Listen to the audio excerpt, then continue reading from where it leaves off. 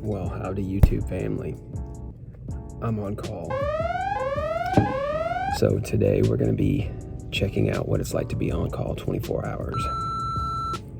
I'm not talking too loud because there are other people around me. I'm in the office setting here, in our kind of a break area.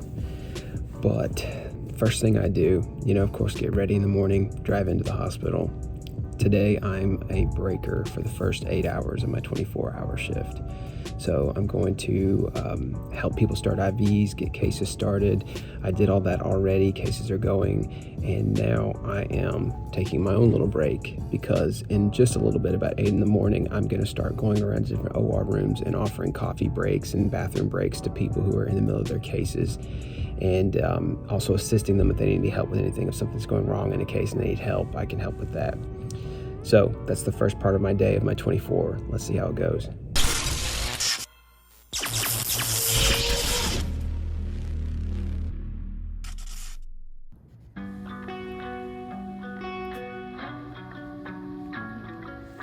All right, let me update you guys because it's been a minute. We first came in, I told you this morning, I updated you. I went in, I was a breaker and I gave people breaks and I helped people start their cases. Then it was time to get ready for lunch. Now lunch on certain days of the week here, they cater in restaurant food. And so today was salads. They brought in really good salads. And so I actually helped them go pick up the salads and kind of like divvy it up and stuff. So I did that, and then I broke people for lunch. So I gave everyone a bunch of lunch breaks. What's interesting about being a breaker, hold on, let me put this up here. So an interesting thing about being a breaker is you have to be able to adapt to a lot of different situations. So if I go into an ENT room for a minute to give a lunch, I have to be prepared for an 8-year-old ENT case. If the next break I go give is a thoracic double lumen tube, I have to be prepared to jump into a sick older patient with cardiovascular disease, with lung cancer, and they're doing lung resection, things like that, and I have to deal with those kind of issues. Then I jump into another room and it's a robotic assisted prostatectomy or something. I have to jump into that kind of setting. Then the next case I go give a lunch to is a total knee replacement, so I'm in that situation. So you have to be pretty comfortable jumping to a lot of different types of cases, a lot of different types of patients and pathophysiology, and you have to be comfortable with dealing with handling other people's anesthetics. So when you're breaking someone for 30 minutes for their lunch, it means suddenly now you're responsible for managing and taking care of somebody who's a different provider selected all the drugs, the setup, they put the spinal in, they intubated the patient, whatever, they put the block in, and now you're handed it and you have to kind of manage it. So some people may choose a very different anesthetic technique than you would have chosen. So you have to be very comfortable jumping in and taking over different diverse sets of cases and anesthetic types. So usually it's pretty low key and not too difficult, not too stressful, but occasionally you will have situations where you'll step in and you'll take over someone's case for lunch and you'll think, please get back quickly because I'm trying to manage, a plan that you picked that's maybe not the best plan. Or maybe the patient's just difficult in general, like they're not responding very well to your techniques or to the methods, and it's just a difficult case and it's going to be difficult no matter what, and you're still managing that for someone else. So yeah, being a breaker sounds like an easy time, but in anesthesia it's not necessarily easy. So anyway, long story short, I did that until lunches were done. And then I ate lunch, I ate my salad, and then it was time to give afternoon little coffee breaks and, help people out for the afternoon. Now, about 2:30 or so, you take over a different role. When you're 24 hours, you will stop being a breaker around 2:30 and you will take on something else. And usually the board runner, whoever's like moving the Tetris pieces everywhere, trying to figure out how to get everyone home on time and get everything covered and get the add-on cases covered and stuff. Usually they'll tell you like what they had in mind for you, what they need you to do for them. And what they needed me to do was cover OB. And so I had a emergent C-section pretty much 10 minutes later on OB. So I had to run up there, managed that. Everything went great. You have to be pretty much on your feet, ready to handle whatever random thing comes your way in OB, because there's a lot of stuff that can come up in OB, and things can go from being totally normal to very not normal very quickly. So luckily everything went very well. And so now I was leaving that section, that emergency C-section, and then I got a phone call saying that there was an epidural. There was 2 epidurals that they needed done. One of my other colleagues said he would grab one of them if I'd do the other epidural. Did that epidural. That went great. She is now pain-free or reduced pain and relaxing in her room. And at that point, it's like 5:30 or so, and I'm gonna be here till 7 a.m. tomorrow. So they said, like, hey, why don't you go rest a little bit and try and get a little downtime, because we don't know what the night's gonna hold. You know, from there in the evening, we'll go and see, because from this point forward, you just kind of go with the flow. Like there shouldn't be a lot of stuff scheduled from now on until tomorrow morning, but there's gonna be a lot of stuff that's gonna happen. And so me and a couple other people who are here in-house, we're gonna kind of divvy up the workload, and we're all three gonna try and figure out like who needs to rest now and who needs to take the primary duties. So right now I have the second phone line, so that means I'm second in call for anything that comes up. The first guy who's taking first call right now, he's out on the L&D floor with more stuff, and he'll call me if he needs a second set of hands or backup. And then the guy who's third phone right now, he's got the third call phone, he's resting pretty quietly. He should be able to get some good rest for at least the next handful of hours, and then we'll switch off duties so that we all kind of rotate out, so we're not one single person is doing all the primary duties, and not one single person is getting the third phone and not getting phone calls all night, you know, because that's not fair.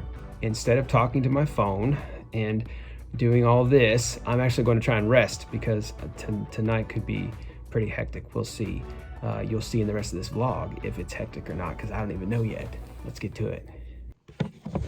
So, update. I came downstairs from my call room to eat dinner. Also, I kind of checked the computer board to see what was going on. I noticed there was a couple cases brewing in the distance. I didn't know if for sure I would be doing them, but anytime you're on call and you notice things start getting added to the board late at night, 10, 11, 12 o'clock at night, it's a good idea to like make sure you've gone to the bathroom, make sure you eat something, make sure you prepare, you know, so that if you get the call in a minute that they need you, you're not, you know, starving or need to pee or something like that in the middle of the OR. So I took care of all that, ate, hung out with a couple of my other CRNA buddies who were getting ready to leave. They stayed a little late to help out, but they went home. And we ate dinner and just hung out and talked. And then I did get a phone call. Actually, I called the board runner and said like, hey, you want me to do any of these cases? Let me know, because if you do, then I'll go prepare for them. And they do want me to do one of them. So I'm gonna go prepare for that urgent add-on case. Shouldn't be too difficult. You know, fingers crossed. I don't wanna jinx myself, but I should be able to do that fairly in a decent amount of time. And then hopefully after that, maybe go to the call room. It's 9 o'clock at night right now. So everything at night moves slower. You'll find that out when you're on call. Just getting like the patient from the ER to the pre-op area, and then getting them pre-oped through the pre-op team, and then like getting them there to the actual OR room, and then getting them prepped, and just everything takes a lot longer on nights or on call. A lot less support staff. So hopefully I'll get back to my call room if more cases don't keep popping up, which could very well happen. Hopefully I'll get back to my call room before like maybe midnight, and then maybe I'll get to lay down and sleep for a handful of hours before maybe the next call. That's what we're gonna hope for. Let's see what happens. So anytime I have an LMA set up, and I plan to do an LMA for my airway, I also have a general setup, which is over here. I always have a general setup. So quick update. It's 1 in the morning, and I did an add-on emergent case, And then I took over another person's add-on emergent case that they were finishing and woke that patient up, took them to the recovery room so that that person could go home because it was 11 o'clock and it was late for them. And then I did another add-on case. And then I got word that there was going to be another add-on case. And so at this point, it's 1 a.m. I've been up since 7 a.m. at the hospital. So I went back to the call room because they're not ready for that other one to come up. They're waiting on test results for certain things. So they're gonna call me. And hopefully it gives me enough time to at least get enough rest so my head doesn't feel foggy, because I'm hitting that point now when you've been up and going for so many hours that your head starts to hurt, and you can feel it that you're tired. So I'm gonna try and rest. Let's see what the rest of the night holds. So now it's 3:30 in the morning. I got the phone call that the other case is ready to go, and so I'm gonna go in there and see them and do this other add-on case at 3:30, and then come back here. It'll probably be close to 5:30, 6 a.m. when I get done with that.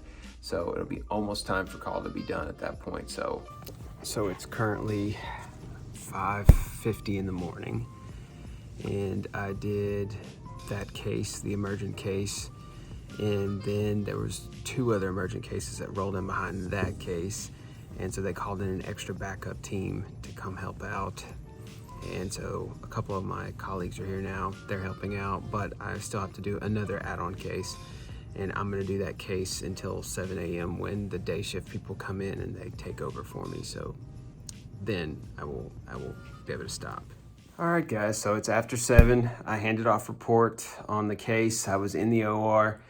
Someone came in who was day shift, who was coming in to relieve me, and I handed off everything to them. Now I am gonna go home and take care of the dog a little bit, and then I'm gonna sleep and crash and be non-functional for the next 24 hours. I think that last clip was a little incoherent. So I got home, took Scout out for a walk, fed him, took care of him, brushed my teeth and all that stuff. And now I'm going to bed. I actually had an appointment to talk with my financial advisor this morning because I had the optimistic hopes that I would have slept last night, at least somewhat, so that I could function today, but I'm too tired, I gotta go to bed. But that is a night of on call as a CRNA, 24-hour call. Last night was not a good night because the cases just kept coming in. There are some other nights, I've been told, where there's not a lot of those phone calls and not a lot of urgency cases. So you're able to sleep, 4 to 6 hours, maybe even 8 hours if you're lucky. And so then that's not bad at all. But yeah, it's tough. Definitely not for those that are faint of heart. My brain is really not working great at this point, so I'm gonna go to bed. Talk to you guys later.